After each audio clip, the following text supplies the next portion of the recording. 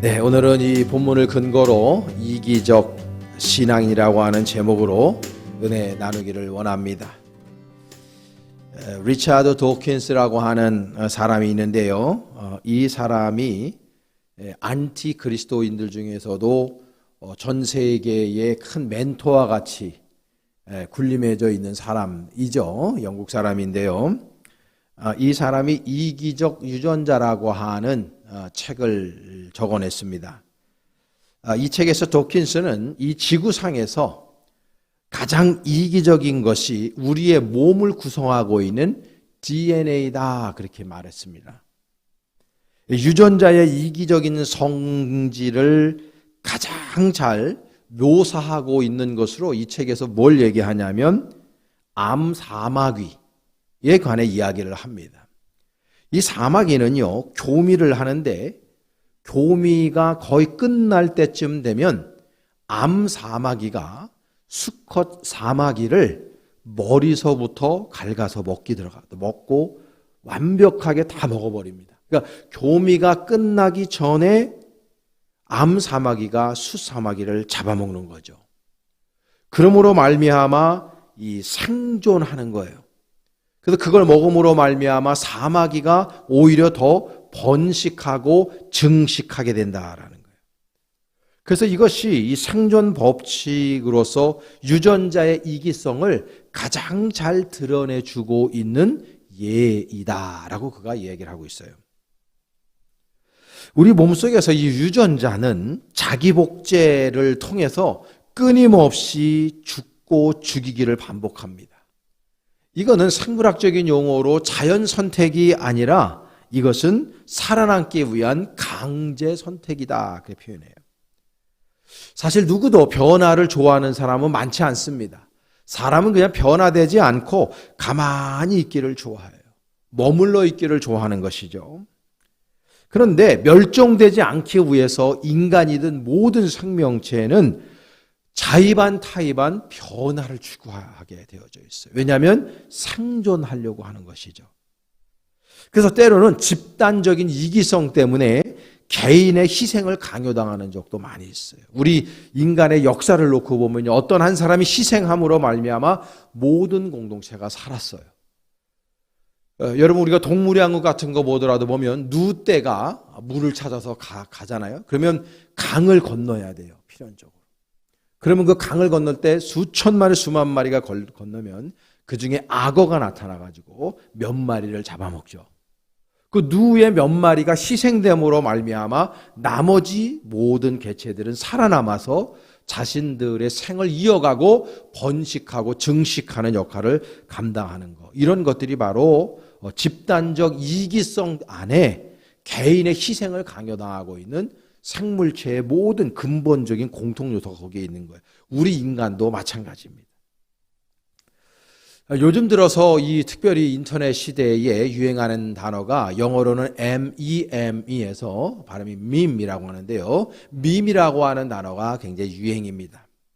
이 말은 뭐냐면 하나의 그 완성된 어떤 정보라든지 지식이라든지 문화가 마치 살아있는 것처럼 말과 문자를 통해서 지속적으로 이렇게 전달되고 하달되는 행위를 밈이라 그래요.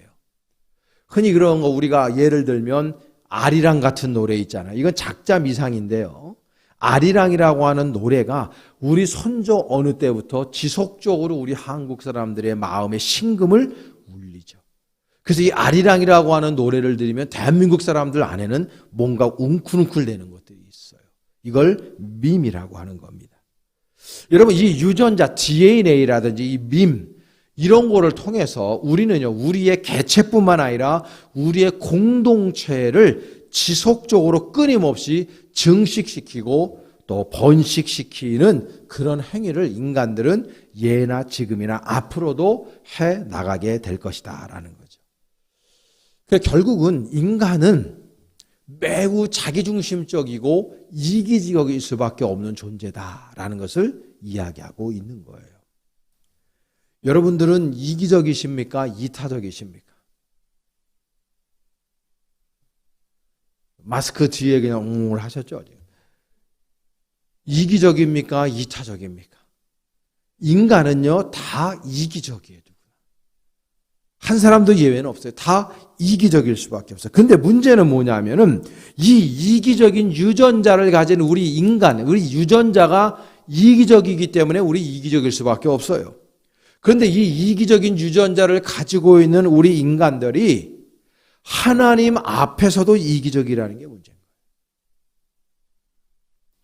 여러분 성경 창세기에서 시작해서 요한계시록까지의 모든 성경을 보잖아요. 그러면 거기에 보면 우리 인간이 하나님 아버지의 말씀에 날마다 불순종합니다. 하나님의 말씀에 순종하는 예가 많지를 않아요. 그래서 항상 하나님 아버지 앞에 얻어맞으면서도 인간은 자꾸 불순종해요. 왜 그러냐면 하나님 앞에서도 우리 인간이 이기적이기 때문입니다. 이걸 우리가 오늘 말씀을 좀 하려고 그래요. 여러분 이 이기적인 모습인 것, 이기적인 존재라는 것을 하나님이 아시고 하나님 아버지께서 우리 인류에게 주신 게 뭐냐면 십계명입니다. 십계명. 오늘 그 십계명 중에서 2계명을 우리가 읽은 거예요. 십계명 여러분 보시면요. 십계명은 10가지로 되어져 있는데 요약하면 이래요. 첫째는 나 외에 다른 신을 섬기지 말아라. 두 번째로는 나 이외에 다른 신상을 만들지 말아라. 세 번째로는 하나님의 이름을 망령되이 일컫지 말아라. 네 번째로는 안식일을 거룩하게 지켜라. 이게 하나님과 인간 사이의 관계에서 있는 거예요. 그 다음에 다섯 번째는 부모를 공경하고 살인하지 말고 간음하지 말고 도둑질하지 말고 거짓 증언하지 말고 내 이웃의 것을 탐하지 말아라. 이 나머지 6가지는 인간 대 인간 사이의 관계에 있어서의 십계명을 얘기하시는 거예요. 근데 오늘 저는 여러분들과 이 십계명에 대해서 일일이 하나하나를 따지면서 얘기하려고 하는 것이 아니라 하나님께서 우리 인류에게 주신 십계명을 주신 이유가 어디 있느냐 이거를 말씀드리려고 하는 겁니다. 자, 여러분들은요, 한번 제가 여쭤볼 테니까 스스로의 신앙생활을 한번 가만히 생각해 보세요. 여러분의 신앙을. 여러분은 하나님 자체, 하나님의 임재를 경험하기를 원합니까? 아니면 하나님 아버지로부터 오는 어떤 것을 경험하기를 원합니까? 좀 더 구체적으로 얘기하면 이런 겁니다. 나는 하나님만을 원하고 있습니까? 아니면 하나님께서 주시는 어떤 것을 원하고 있습니까?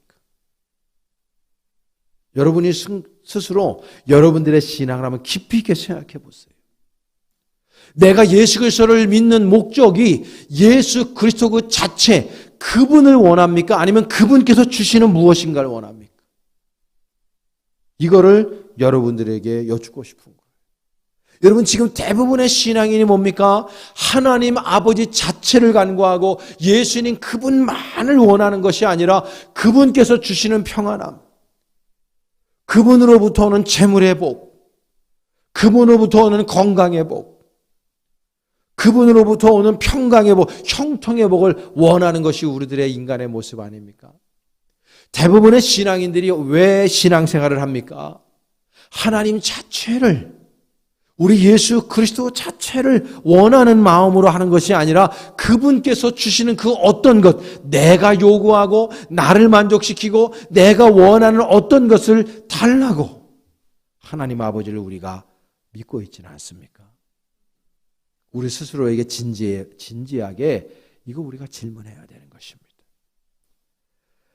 20세기 초에 미국에서 큰 영향력을 끼쳤던 목사님 한 분이 계신데 롤프 바너드라고 하는 목사님인데 이 롤프 바너드라고 하는 목사님이 그 시대 이분이 1900년도 초에 살았던 분이거든요.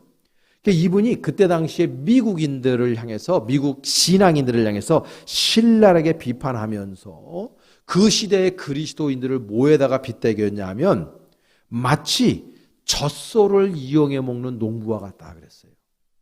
이 표현이 굉장히 좋았어요. 우리 인간이, 우리 그리스도인들이 하나님 아버지를 젖소로 생각하는 거예요. 여러분 젖소 알죠? 젖을 짜면요 우유가 나와요. 그렇죠?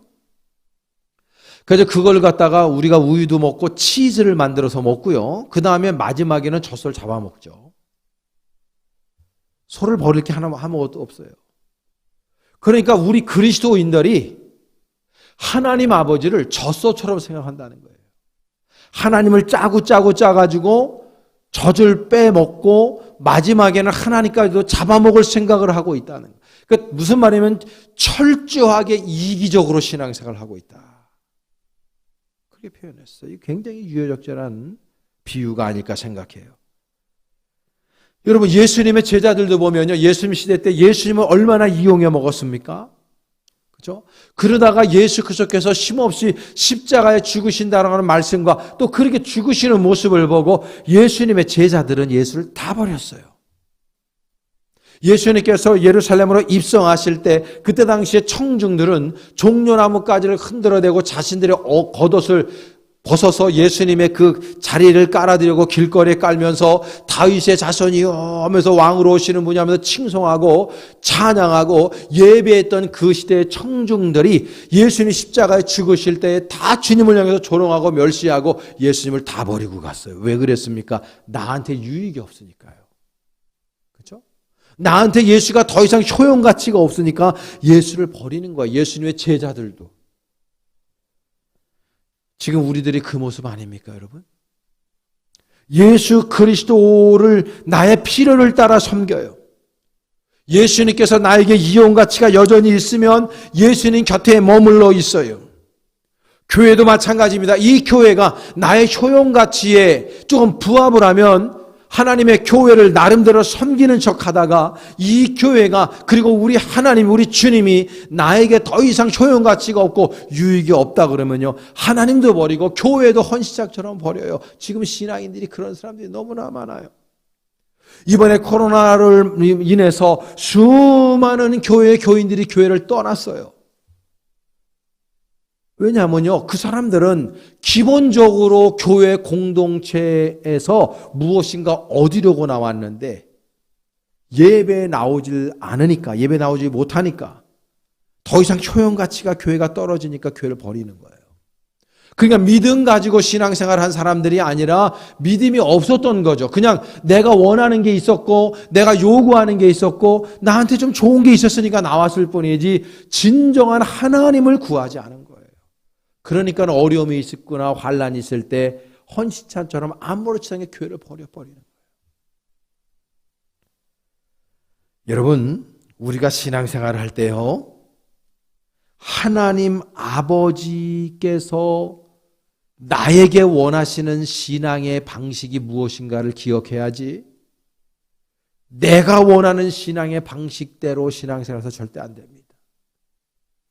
하나님이 원하시는 내가 누구인가를 깨달아야지 내가 원하는 하나님을 추구하는 신앙생활에서는 큰일 나는 겁니다. 지금 대부분의 신앙인들이 그렇게 후자로 신앙생활해요. 내가 원하는 하나님, 내 방식대로의 예배, 내 방식대로의 신앙생활을 한단 말이에요. 너무나 이기적인 신앙생활들을 하고 있는 거예요. 저는 우리 볼 때 교회 안에 그런 이기적인 신앙인들이 한 사람도 없어지기를 간절히 축복합니다. 나 중심의 신앙생활에서는 안 되는 거예요. 우리 하나님 아버지의 원하는 신앙생활. 그래서 우리는 내가 지금 드리는 이 예배를 깊이 있게 다시 한번 점검하고 스스로에게 물어야 됩니다. 나는 지금 이 예배를 하나님이 기뻐하시는 예배를 드리는가 아니면 내가 원하는 예배를 추구하고 있는가? 하나님의 마음을 흡족히 해드리는 예배를 드리고 있는가 아니면 내 마음을 흡족하게 하는 예배를 드리려고 노력하고 있는가? 하나님이 좋아하시는 예배를 드리고 있는가 아니면 내가 좋아하는 예배를 드리고 있는가? 이거 우리가 깊이 있게 생각해야 돼요. 나는 지금 이 말씀을 들으면서 하나님 아버지 앞에 순종하려고 하는 마음을 가지고 이 예배를, 이 말씀을 듣고 있는가 아니면 선택적으로 내가 좋아하는 건 순종하고 내가 가능한 거는 순종하고 내가 할 만한 거는 순종하고 나한테 유익이 있는 거는 순종하고 나에게 불이익이 오거나 내 마음에 받아들여지지 않는 것은 불순종하려고 하는 마음으로 여기에 앉아 있는가? 한번 생각해 봐야 되는 거지. 얼마나 내가 자기 중심적으로 신앙생활을 이기적으로 하고 있는가? 이거 우리가 날마다 점검해야 된다는 것입니다.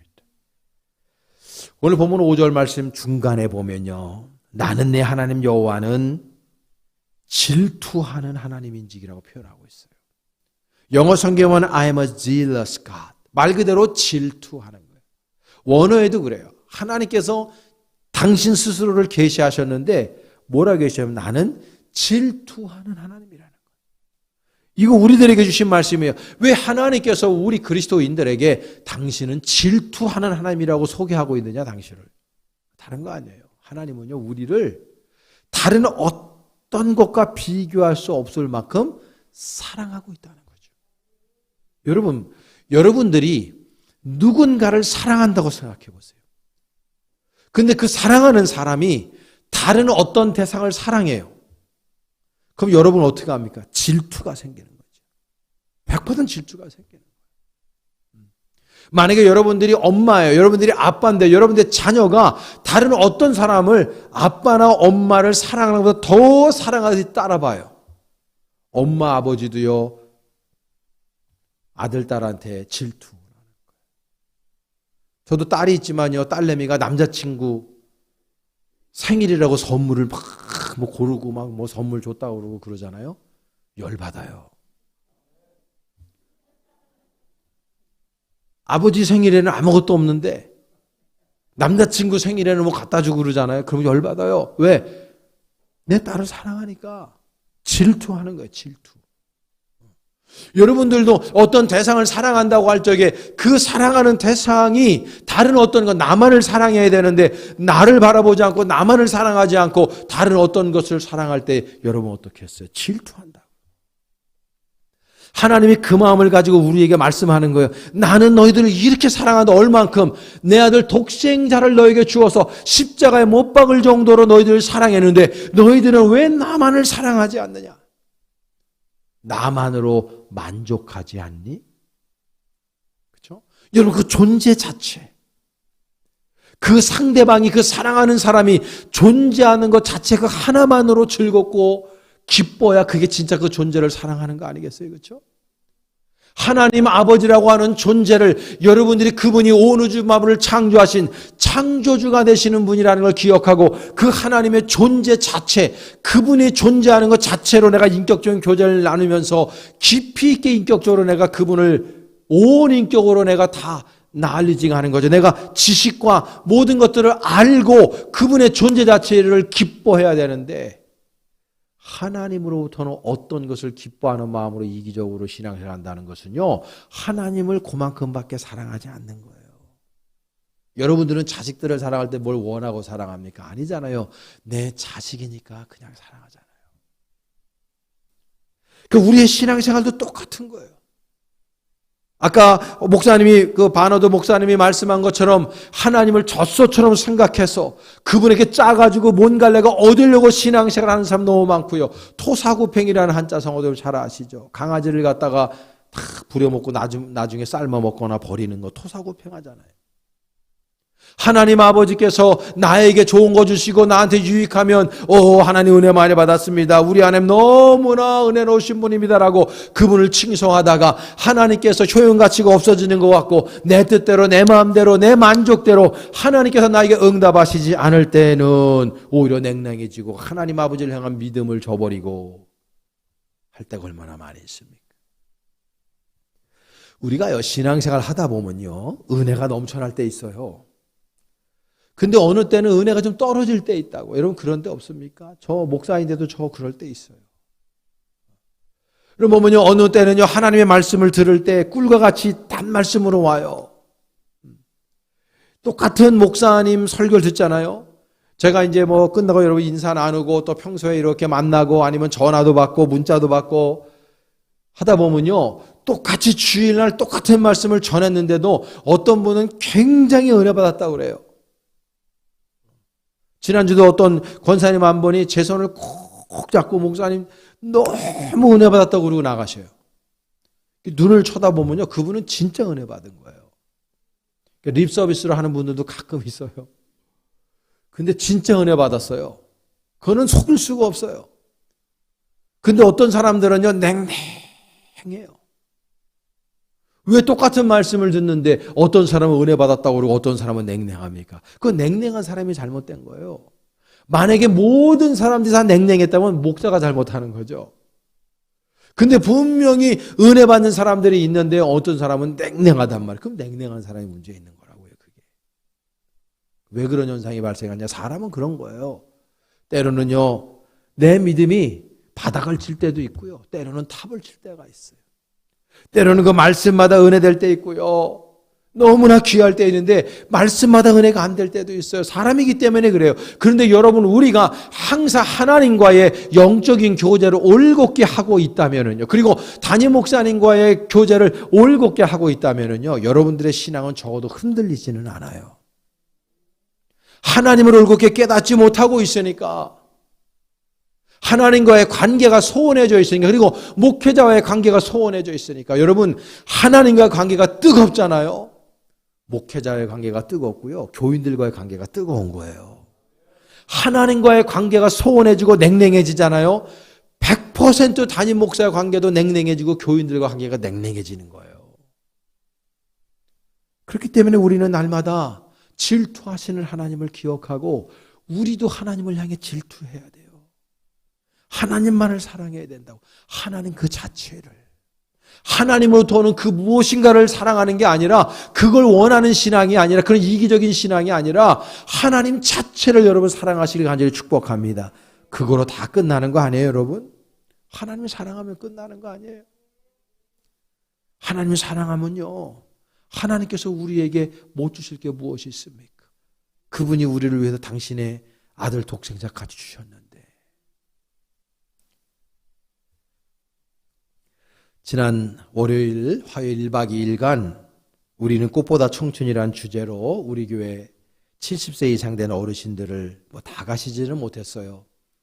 그래서 못 가신 분들 좀 안타깝고 또 그래서 기도합니다만 여러 가지 사정들이 있으셔서 못 가셨어요. 그래도 이제 가신 분들과 함께 너무나 귀한 시간을 보내고 왔습니다.